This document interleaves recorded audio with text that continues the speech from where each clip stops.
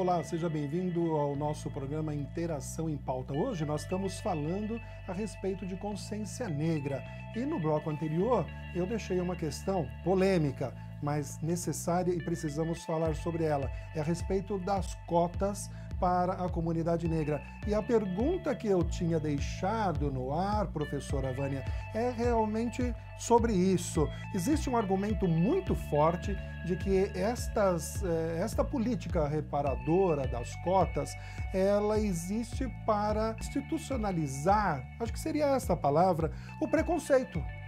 Ou seja, o sistema de cotas ele serve para inferiorizar o negro. É isso que nós estamos ouvindo por aí. O que a senhora pensa sobre isso e qual seria a solução? Cotas não é para inferiorizar. Cota é política afirmativa, instituída para reparar, né, esses 129 anos de escravidão. Não é motivo de inferiorização, mas ela foi instituída para possibilitar ao negro o acesso. Essa é a finalidade da cota. Adamo, qual que é a sua opinião? Estou vendo que você está fazendo caras aí. O que você tem pensado, o que você tem visto sobre essa questão? Eu acho que na área da educação isso tem que se reparar, teria que ter sido reparado mesmo, né? Mas eu acho que o problema, até na questão falando de cotas, eu acho que ele tinha que ser reparado na raiz. Até então, porque nós sabemos que as cotas ela não dá garantia de que você entre. Você tem que estudar, tem que ter a média estipulada pela universidade para poder ingressar na universidade. Mas eu vejo o problema na raiz. Eu acho que a educação pública ela tem que ser igual à privada, para que quando qualquer um, não só um negro, ele chegue a disputar as vagas na universidade, ele venha com a mesma capacidade. Que nós vemos hoje que a nossa educação pública ela não é igual à educação privada. Então, isso lá na frente, quando vá se disputar essa vaga, não há uma igualdade. Então, fica difícil, né? E isso acontece nas periferias, né? E nas periferias nós sabemos que está a maioria do nosso povo, que é o povo negro. Então, eu acho até bacana que há essas cotas.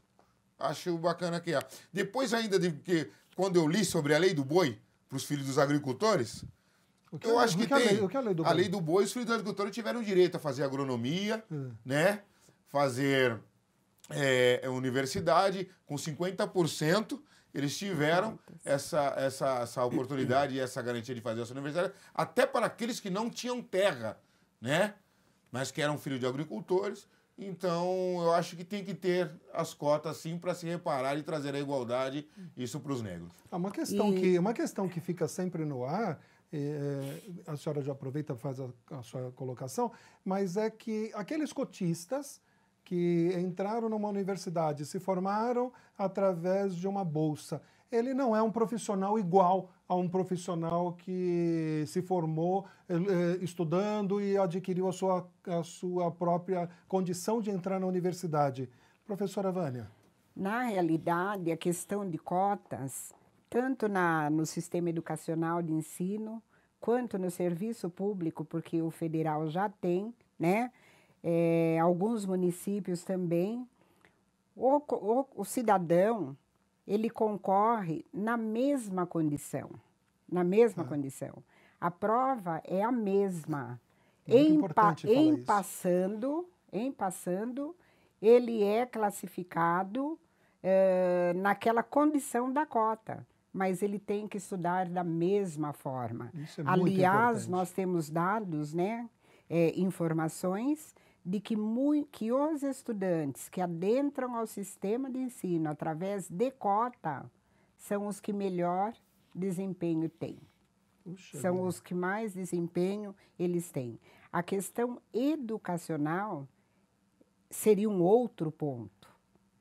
Educar pela base, né? O bom ensino pela base, pelas instituições públicas, é obrigação do Estado essa garantia de qualidade, de ensino, né? É uma outra questão que nós não misturamos a questão de cota. porque o indivíduo que concorre no serviço público, a uma bolsa numa universidade pública, ele tem que estudar, como diz a molecada, tem que ralar, porque senão, então a cota, ela não é um favor para o negro, porque o negro também, para conseguir a pontuação, ele é obrigado a estudar. Olha, eu passei, eu estudei, negra, passei. Eu estou concorrendo com você branco. Mas eu passando, eu vou entrar na cota dos negros. É uma forma de oportunizar o meu acesso, enquanto cidadão negro. Entendeu? Então, essa questão é uma questão muito polêmica, né? O assunto cota é muito polêmico e que necessita esclarecimento. Não é simplesmente contemplar o negro com favor, porque ele é inferior, porque não. O negro é inteligente sim. E ele vai concorrer com você. Perfeito. Mas para ele conseguir aquela vaga, ele tem que estudar. Tem que ralar. Tem que ralar. Porque alguns até dizem, né? Poxa, mas essas cotas, elas deveriam ser para... Não precisava ter colocado para os negros. Teria que ser para os pobres. Poxa, mas se nós olharmos, a maioria do povo pobre são os negros. E a história? Então, né? Quer dizer, eu acho que tem que ter mesmo essa reparação. Até como a professora colocou, é a questão de o Estado precisa trazer essa educação para que lá na disputa tenha uma igualdade. Os negros, os pobres, em geral, precisam se chegar para disputar numa questão de igualdade. Que nós sabemos que quando você... Por isso que eu sempre coloco enfatizo bastante na questão da econômica. Porque é diferente você ter que trabalhar, um negro jovem, ter que trabalhar com 10 anos de idade, enquanto muitos dos brancos, com 10 anos de idade, eles estão apenas estudando, os filhos dos brancos. O negro tem que sair com 10, 12 anos de idade para ajudar na sua renda familiar. E hoje já nem pode, dinheiro, né? Porque como é que fica? Se você não tem o dinheiro, né, como é que você vai estudar? Na maioria dos brancos, não. Você tem o dinheiro para segurar, os pais têm o dinheiro para poder levar sua família, né? E o filho, ele permanece apenas estudando, num ensino de qualidade e com tempo hábil para fazê-lo. O filho do negro não tem, né? E outra coisa, eu acho que até por essa questão, por essas dificuldades, nós vimos até muitas histórias de superações. O negro, acho que ele tem que se esforçar 2 vezes mais. Nós temos que ter mais luta, pelejar mais por isso. Ou seja, estudar muito mais, pelejar mais pelos nossos direitos, né? Pelejar mais para nossa inserção no mercado de trabalho, nas universidades. Eu acho que teria que ter o triplo. Se nós somos 53% da população, teria que ter pelo menos metade da população nas universidades também. E essa questão é super importante. Nós estamos falando das questões afirmativas, mas um conceito que corre solto, que a gente ouve muito, é que o próprio racismo vem da própria comunidade negra, que o negro ele é preconceituoso com ele mesmo, e esse preconceito vem do negro. Adamo. Aí apertou. Apertou. É para apertar, apertou, né, professora Vânia? É para apertar. Que história é essa? Quem vai falar? Já nos separaram, né? Quando viemos para cá, me permita. Isso. Não é? Já separaram o pai, separaram os filhos, Então, já começou aí. Então, essa questão, a meu ver, é uma questão histórica. Da África. É uma questão histórica. Né? Foi inserido na cultura. Foi inserido na nossa cultura. Nos separaram. E hoje, a junção de tudo isso, em alguns momentos, é meio complicado. Acontece também, Celso. Isso acontece também. Não vamos aqui dizer, como eu falo, é a questão do caráter. Eu acho que independente da pessoa ser negra, ser branca, o caráter da pessoa, o povo brasileiro vem demonstrando ser um povo preconceituoso. E isso, lógico que nós podemos colocar que às vezes até acontece do negro com o próprio negro. Acontece sim também. Não vamos dizer que não acontece, que também acontece. E essa questão acontece de que maneira? através da disputa, através das palavras, dos conceitos? De que maneira acontece isso? Eu vou falar...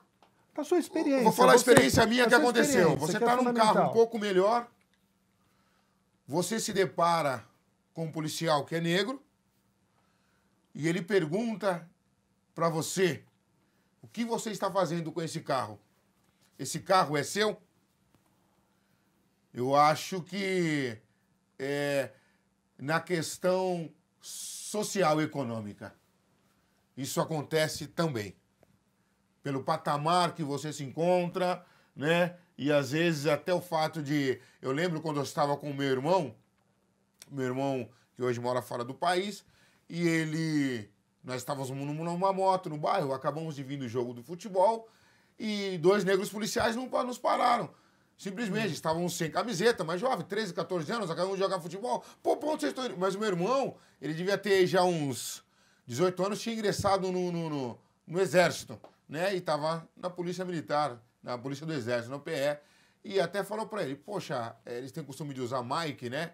Steve, essa linguagem meio que na área militar e tudo. Pô, Mike, não precisa nos abordar dessa maneira. Nós só estamos vindo do jogo de futebol, né? E houve uma agressividade na abordagem e tudo, um ato de violência. E eu vejo que algumas vezes, dependendo do patamar, isso acontece também. Falo por experiência própria que já aconteceu comigo, né? Não generalizo, mas também acontece. Por isso que eu falo que isso às vezes é uma questão de caráter da pessoa. O Brasil tem se mostrado um país preconceituoso. A senhora acha assim também, professora? O racismo, aquilo é estrutural, né? E ele se manifesta das mais diversas formas.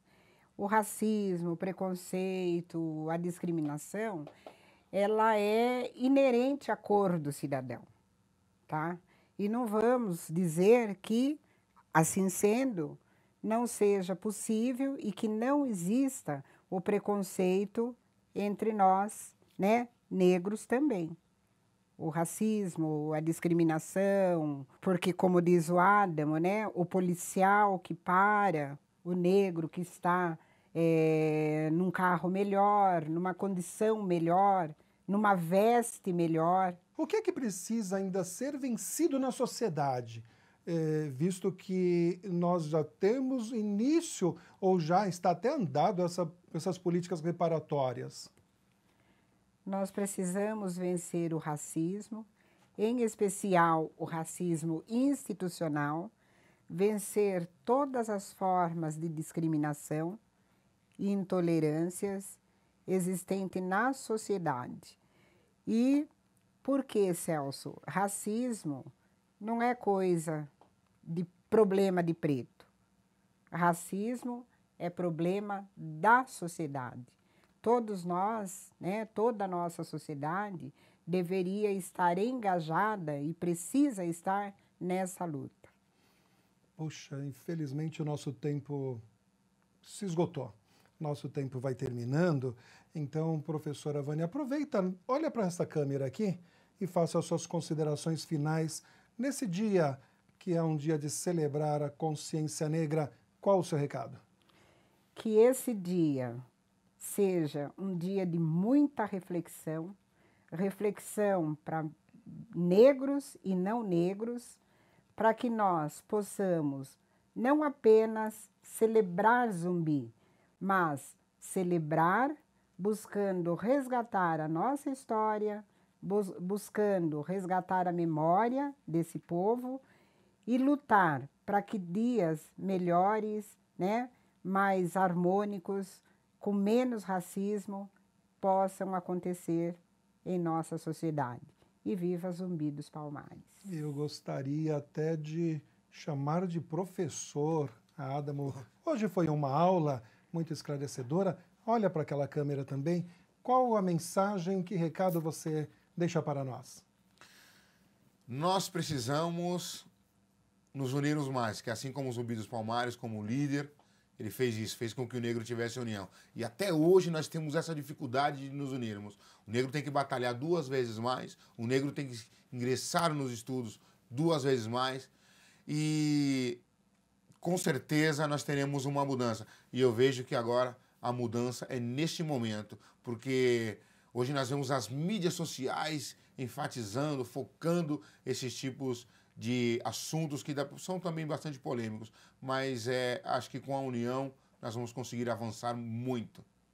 Eu quero agradecer aos meus convidados, sem palavras para agradecer a aula que foi esse programa de hoje. Um abraço fraternal a vocês dois, mas quero agradecer a você também que esteve conosco esse tempo e que pôde saborear um pouco deste tema de hoje, a consciência negra, e dizer que você pode continuar interagindo conosco através do Twitter. E o nosso Twitter é muito fácil, é @interaçãoptb. Deixe suas críticas, seus comentários. Gostou? Curte o nosso programa e não deixe de se inscrever no nosso canal. Muito obrigado e a semana que vem nós temos mais continuidade nesse nosso tema que é tão importante, sempre enfocando a cultura de paz para uma liberdade maior. Muito obrigado.